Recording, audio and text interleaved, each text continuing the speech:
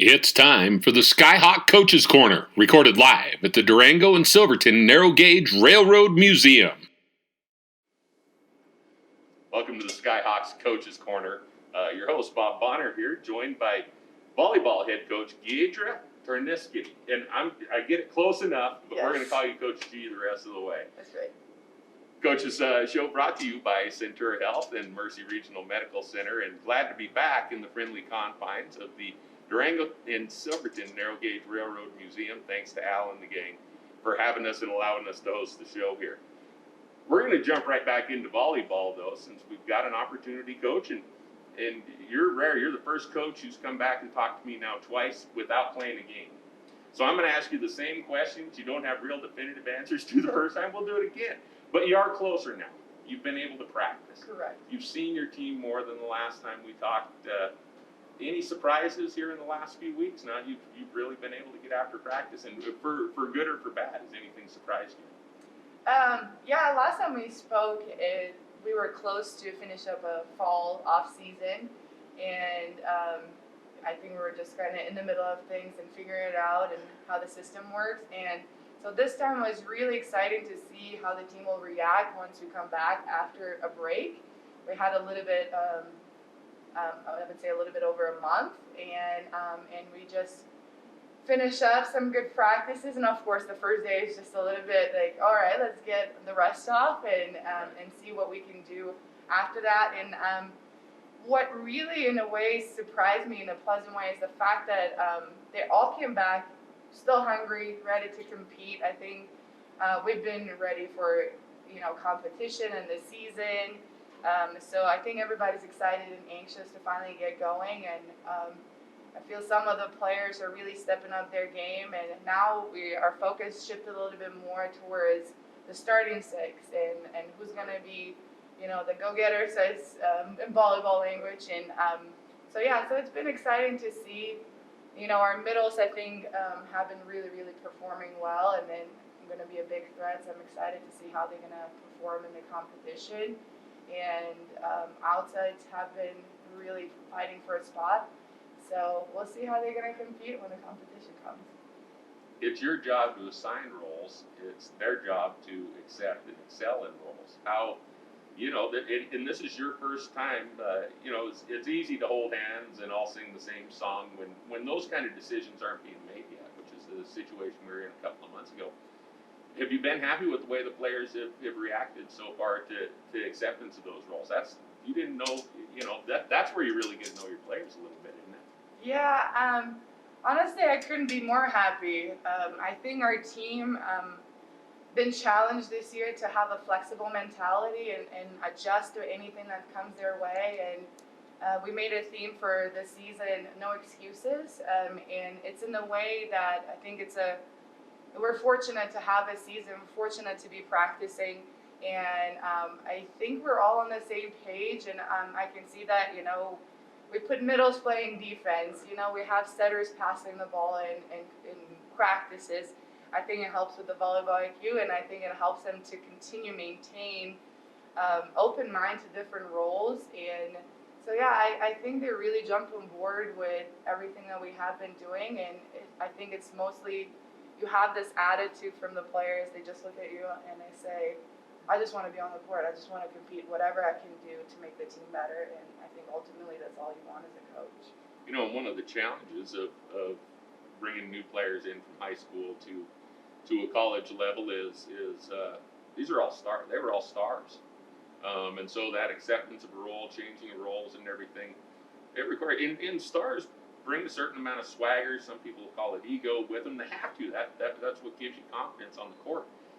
Is Corona in sort of the uncertainty surrounding it? Are we even going to get a play? Do you think that made it a little easier for players and coaches and everybody to set egos aside because you're just grateful that, hey, here comes a game? Well, I think if you're a competitor, you're a competitor. I think you just want to go and compete, and it's showtime for you, and I think you want to test yourself. But I do think it's a humbling experience to realize that this is not a given situation every single day. It's a gift that we get to practice, and I think we always are aware as athletes, you can have injury, a career-ending injury, but it just feels so distant. It feels so like unrealistic. It happens to others. So, but Corona is happening to everybody. We're not, immune to that. So I think it just really puts things in a perspective, and in a way, I think that it brought our team together because we have nobody else but our, each other in the gym, and we're in our own bubble, and we're, staying away, not socializing, and I think it gives us time to team bond and really get to know each other. So, yeah, I would say typically, we don't have that time in preseason to do as much of that bonding and putting the egos in check, and also I think that gave us an opportunity to get to know each other, and now we're just one team, I'd say. And you talked about the competitive nature of athletes, volleyball players. You get to turn that outward finally. Now we've got games coming up. The coaches poll for the RMAC will just come out when this interview airs, and you guys, as a competitor, as a competitive coach you've got a background as a winner. You're ranked 11th in the preseason poll. What is it to your competitors? What do you think is that a motivator? Does it matter? I mean, nobody really knows anything right now, anyways. But polls, what does that do to feed that competitive spirit? What do you think of that? We actually had a conversation with the team about it before even the polls came out, and I think to me, it's a perception. It's just, I think we're the unknown. We had a coaching change. We had a roster changes.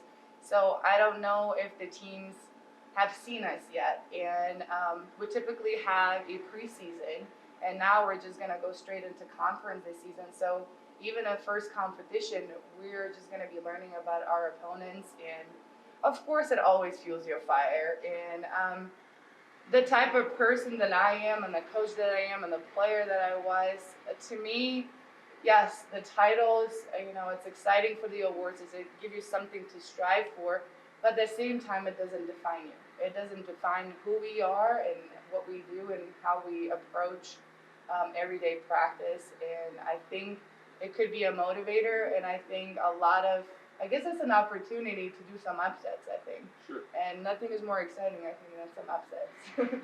Well, and being an unknown means you'll be an underdog until people can sort of figure out where to put you. But that said, now you've gotten to know your team a little bit in the last couple of months. From what you've seen of them, are you glad the poll gave you a chip that you can put on your shoulder Sure. and motivate?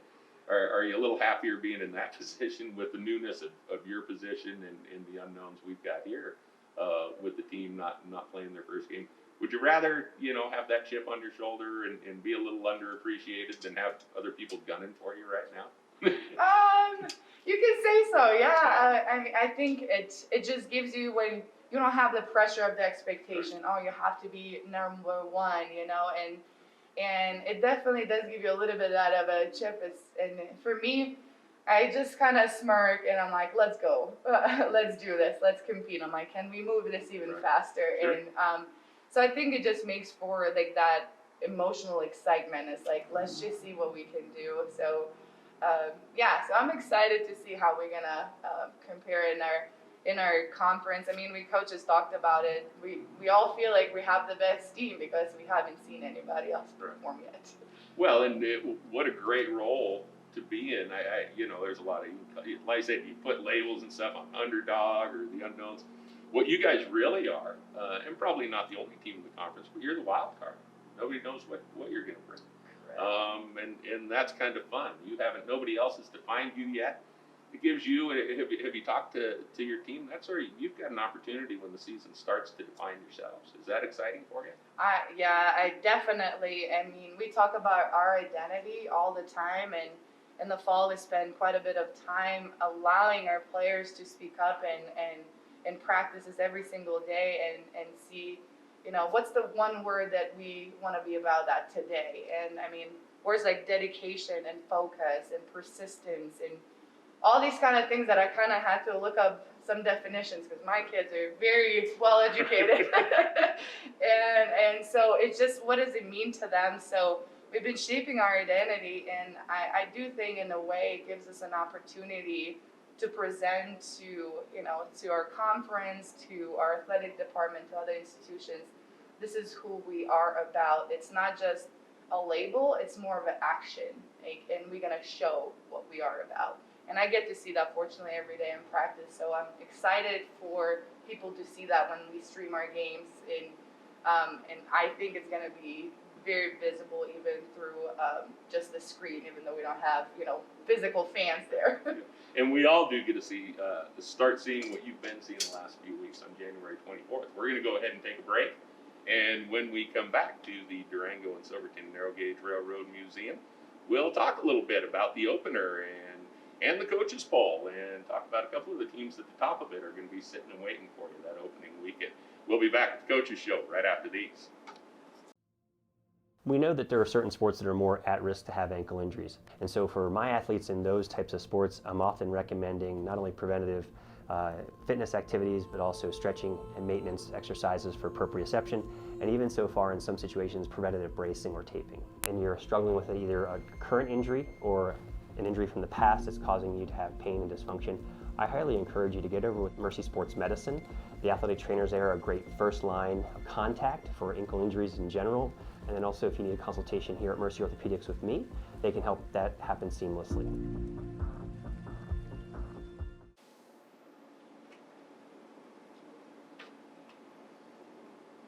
Welcome back to the Skyhawks Coaches Corner. Bob Bonner alongside Coach G of FLC Women's Volleyball, set to start their season on January 24th, in a pod at MSU Denver against. We talked a little bit before the break about the RMAC Coaches Poll. You guys find yourself in 11th in the preseason poll. Not a real surprise. Probably not much of a surprise either. MSU Denver and Colorado School of Mines, the two teams you open against that weekend, come in ranked 1 and 3.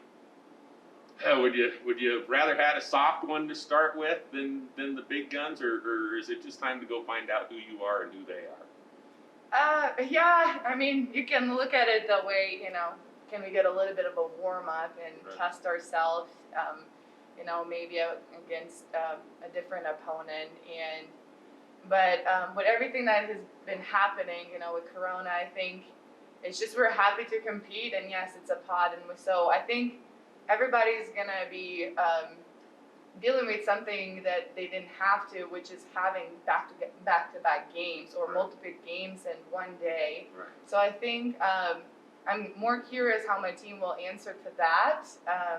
As far as the competition, as like you said, I'm a competitor by nature, and I feel like my team reflects that as well. So I think any time that any competition, comes our way, we're gonna be ready and face it any day. So we train to be prepared at any moment, and I think that's gonna be the theme of our season. As hopefully the season continues going, we don't have a lot of games that get postponed or canceled, but I think just being prepared for any opponent at this point and competing would be more than happy. We'll take in anyone. Well, I'm not surprised. Let's face it, you'd much rather have your athletes saying, yeah, we get open with number one, than saying, man, I wish we didn't have to open with number one. I mean, does it feel, are they excited? Are they excited to go up to Denver and get it going? Yeah, absolutely. I mean, when you come to a practice and you just see, every single day,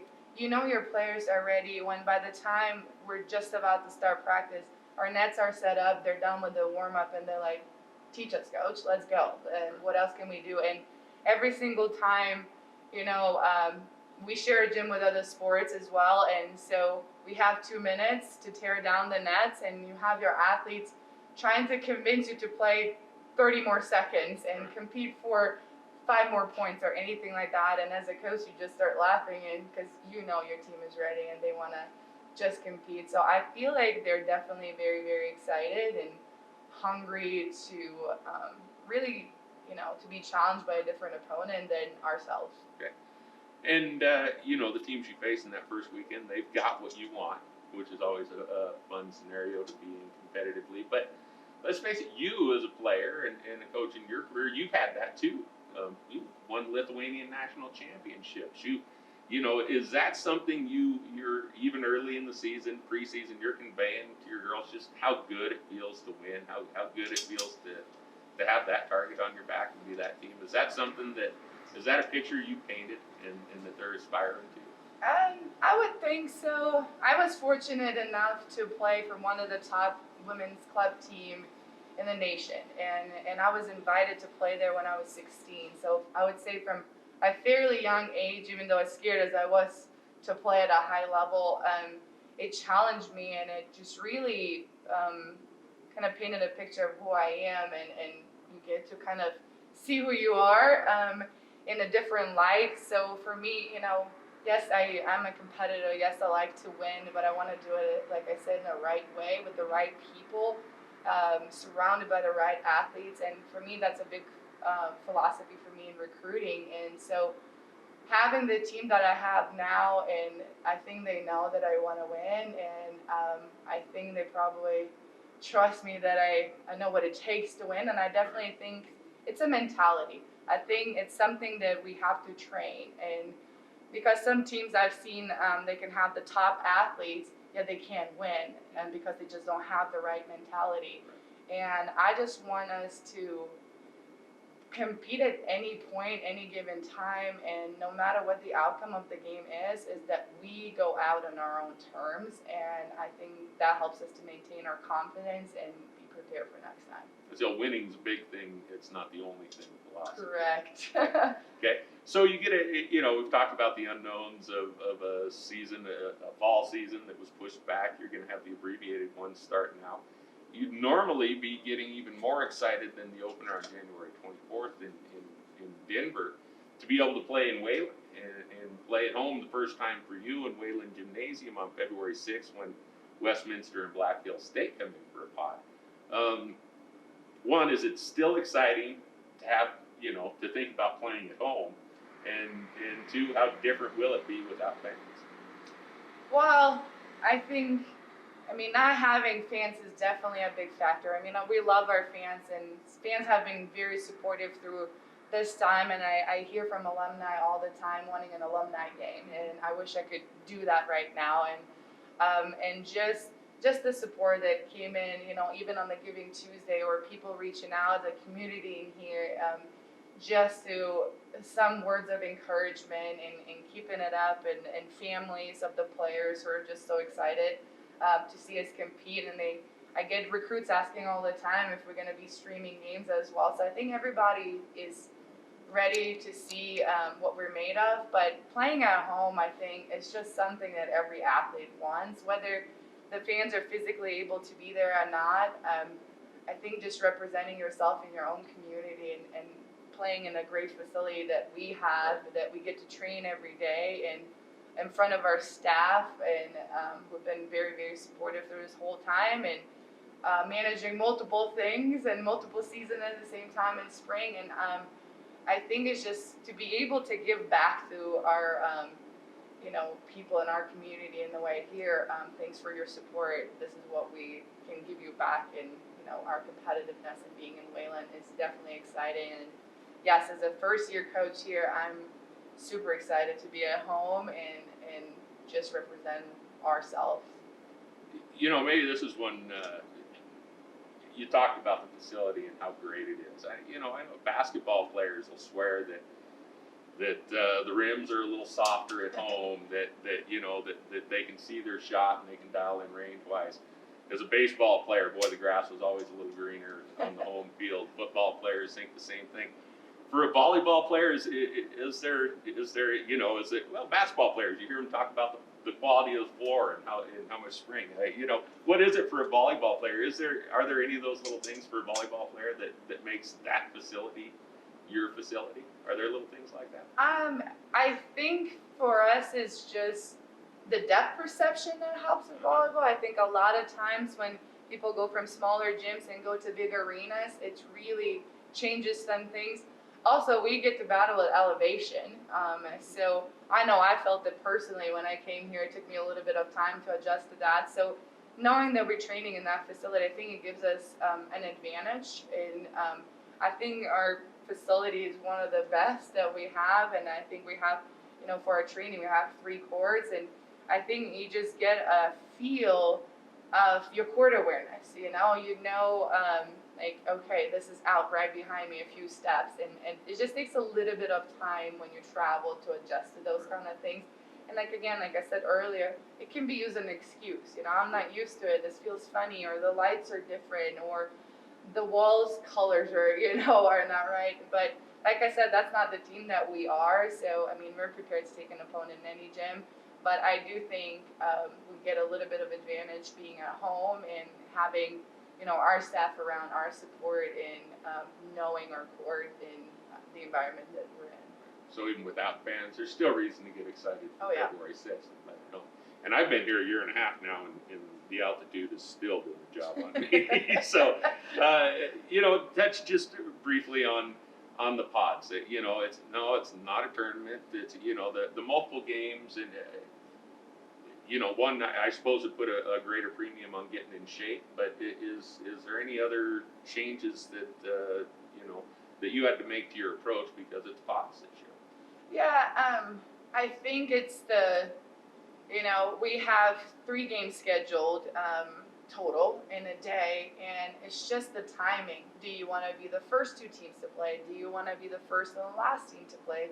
Does that break really just kind of gives an opportunity to your players just kind of relax a little bit too much, or do you want to play the last game? So those are the things that I definitely had to think about when it came to scheduling the pods. And yes, in conditioning, and you're thinking, are we prepared? How can we handle, especially if you are going to play back-to-back 5 sets? It's definitely a little bit daunting when you think about it, because just one game of 5 sets is really challenging against a good team. Like I said, no excuses. We have to give our best, and no matter what the outcome is, we have to go on our own terms. At the same time, volleyball is a sport. I'll go ahead and show my limited knowledge that, a lot of these girls grew up playing AAU.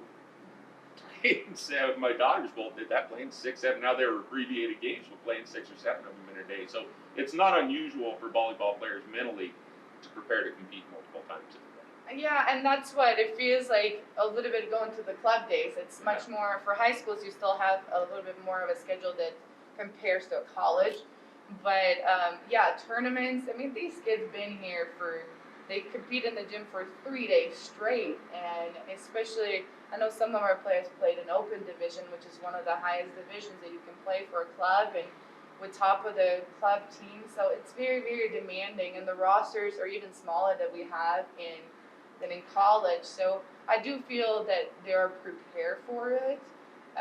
So I'm not too concerned about it. I think that they can really tap into their athleticism and this kind of strong mentality, and I think they're going to be fine.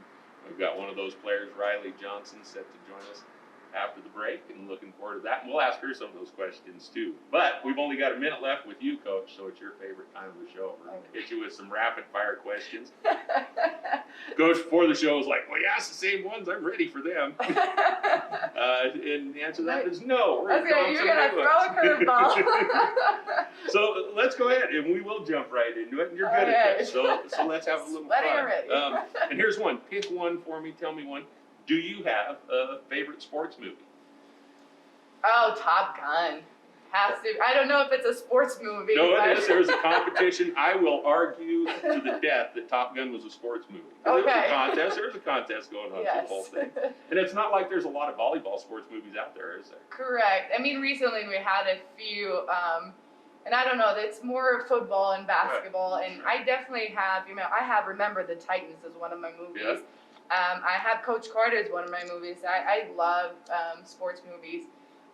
But Top Gun, I think, I'm not sure. I think it's just in the volleyball world, it's such a famous scene. Tom Cruise playing volleyball. Yeah, okay. Okay, well, I'll give you the easy one that you referred to that you wish that you'd remembered the first time around. Go ahead and tell us again. What's that one that you, the player of the game that you wish you could forget, the one that haunts you? Yeah, I think for me it was a junior college year.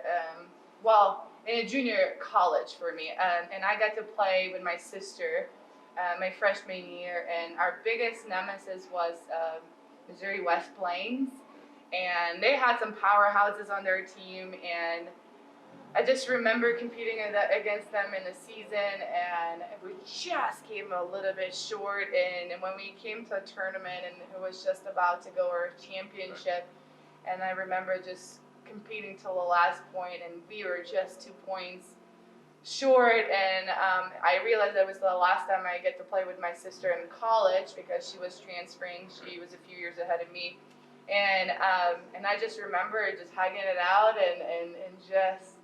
Think it was like, oh, I wish we get to have another game. So that's the game that I wish I get to replay. Okay, well, good. And since this is the second time you played it and we were running out of time, instead of 5 questions, I'm only going to make you answer 3 today. Okay. But this one will be tough. I'm going to let you choose another team in the RMAC, and you can do one or the other. You can either call them out, say we're coming for you, or give a shout out and say, you know what, that's yeah, we're coming for them still, but that's who we want to be. That's what we aspire to. The first team that I would say popped in my head is Colorado Mesa. I think when I came here, and it's more of a shout out.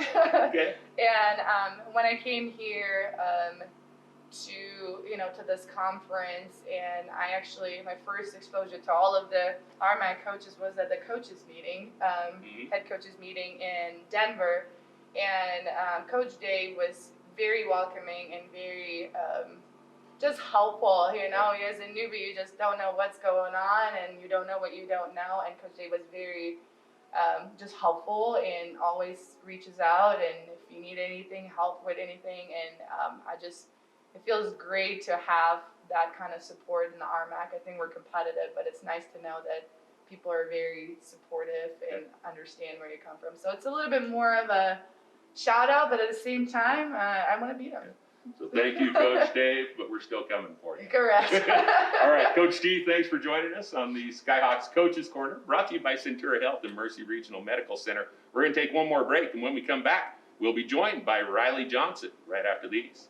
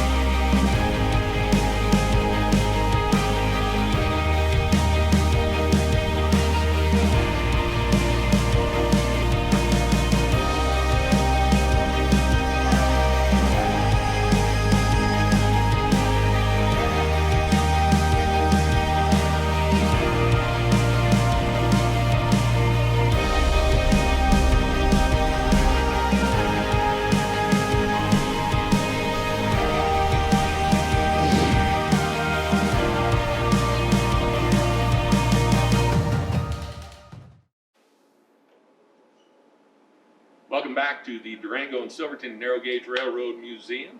It's the Skyhawk Coaches Corner. I'm Bob Bonner alongside Rylee Johnson from the Fort Lewis College volleyball team, and you get to start a season here pretty soon. There's a time when we didn't know if that was going to happen. Are you just more than anything grateful to get to play a volleyball game on January 24th?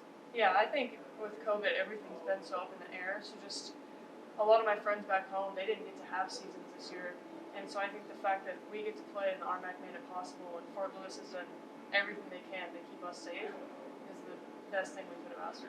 Okay, let's set COVID aside real quick and let's jump right into volleyball. You're a sophomore. You were able to play in 20 matches last season, 72 sets. Your best match of the year, October 10th against Westminster, you logged 10 kills in that one, 4 blocks. That was all as a freshman. And, you were a little bit unknown to the rest of the conference. You're a sophomore now, and one of the team leaders is, what do you anticipate you can be able to hold that up this year, or are you going to be able to take that next step? And are you excited to take that next step? Yeah, if anything, I'm super excited. I think I've kind of stepped in last year, came off an injury early in the season, and then learned my place and kind of grew and understood how the RMAC worked, and I'm really excited to step it up this year and see what our team can do as a whole. Did the injury sort of actually help you transition in, or did it set you back, do you think? Kind of both. Yeah. It definitely sucked sitting on the sidelines Sure. for the first couple weeks Sure. and knowing that I could be out there, but Right. coming back off that was the best feeling ever, and stepping Okay. in and being a part of the team. And a little pressure comes off you being able to watch those first few games and see how it came together, maybe. Yeah, definitely. Well, one of the players you were able to watch was Bailey Longacre. She's an RMAC honorable mention last year. One of the more accomplished players in program history. What was that like, being able to watch her and learn from her as a freshman, and what are some of the things that you'll take from that into this season?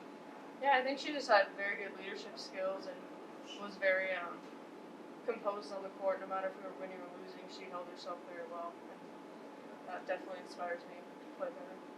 Is that something that do you consciously think, okay, this is what I got to be now? You've got freshmen on the team now. You're someone that's going to lead and look up to. Do you consciously model that, or are you used to that from high school before this? I assume you probably played a leadership role on your team there.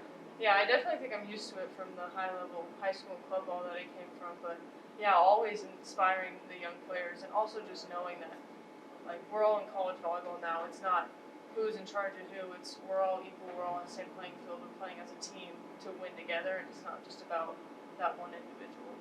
We heard Coach talk about building chemistry and the long preseason and being able to do some of that. At the end of the day, though, and you can create your own adversity in practice and stuff. At the end of the day, the real adversity comes from other teams. So, and that's when the chemistry. You either know how good your chemistry is, and obviously you really build it. You feel good about that going in? How do you feel about your team? You feel like you guys are where you should be from a chemistry perspective? Yeah, I think our team is looking really good. It's been cool to have this whole fall season to get to know each other and get to know the new girls and rebond with the old girls and just learn everyone's tendencies playing next to each other on the court. And we have this amazing atmosphere where you can come in and challenge each other, and then you'll go off the court and be best friends. And so that's something not every team has, and I think it's really special for us. You get to test that a little bit now, game time. Is that something we heard the coach talk about, people finding their roles, identifying that, and that could change once games start. Is that pretty exciting to all you guys still? Is it pretty easy for you to cheer for each other in those situations right now? Yeah, I think it is super easy. No matter how hard we get on each other, we know that every single one of us can step up when it's needed, and that's going to be super important come game time. College sports, one of the great things about being around college sports is that it's not just sports for guys like me who love sports, but your college students, your students as well. And you're one of those. You're exceptional on the court, but you're a very good student as well. You're pre-med, is that right? Yeah. So what is your major? What classes are you taking? So I'm cellular molecular biology. So last semester I just got off of organic chemistry, molecular bio. I'm doing an independent study on cancer. So kind of just everything all at once, but I wouldn't have it any other way. So literally, you're at Fort Lewis College to play a little volleyball and maybe cure some cancer too, if you can. That's the goal. Well, hey, no, that's a great goal and a great objective. And we are proud of you and all our other student athletes here. And like I said, it's exciting to think. You're excited someday you could be a doctor, right? That's the goal. That's the objective. Well, good. We hope we can help get you there. We're going to go ahead and do rapid fire with you, Rylee. You saw Coach G do it, and don't be intimidated. I'm just going to ask you 5 questions, and you just give me one answer, the one thing that pops into your head as soon as I ask you. Okay? You're going to be a doctor. Do you have a favorite doctor show on TV? Man, I do love Grey's Anatomy. It's my daughter's favorite show, too. I think she's seen every episode about 5 times. So, what's the one thing that you're most glad about that you're not a freshman anymore? I think the pressure of being a freshman and being on the court and that fear of just making a mistake, because now I've stepped into the game a little bit more. I understand what's expected of me, and that pressure's almost taken off because you put it on yourself. Okay. That pressure comes from inside and your expectations of yourself. So freshman fear turns to sophomore serenity. Yeah. Okay. Do you have a game in your career, in not just here, but any time in your career, one game that you're never going to forget, for good or for bad? Yeah, I think for good. We'll say for good. My Okay. senior year, our state championship was the last game with my sister. We were a nationally ranked team, and we just came in and won with some of my best friends, and I think that's one of the greatest games ever. Okay. Okay. Ask you the same question I asked Coach. Tell me your favorite sports movie. Oh man, I got a couple. I Okay. would say Blindside or Remember the Titans or Okay. even Rudy. All good ones. Notre Dame fans, Yeah. so Ruby, I just had a little tear right there, even just mentioning it. Okay, and the last question I'll give you again, sort of the option that I gave Coach. You did play in the RMAC last year, so another player, and I'll let you decide if it's a call out or a shout out, but a player who stuck out to you from last year that you know is back and waiting this year. Did you either want to say I'm coming for you or wow, they impressed me and showed me what Division II college volleyball is all about last year. Is there a player in the conference like that? Player, I would say team. I think Regis, they're just an amazing team, Okay. all around athletes, and they know how to come out and fight, and I'm really excited to play them this year. Okay. Well, I'm excited to see you play all your games. Rylee Johnson, thanks for joining us on the Skyhawks Coaches Corner. Thank you for having me. All right, and that'll wrap it up for this week. Thanks to Centura Health and Mercy Regional Medical Center for sponsoring us. Thanks to Al and the gang for the Durango and Silverton Narrow Gauge Railroad Museum for being our gracious host each and every week. It's good to be back in here. Thanks for joining us on the Coaches Corner. We hope to see you next week. Until then, keep soaring.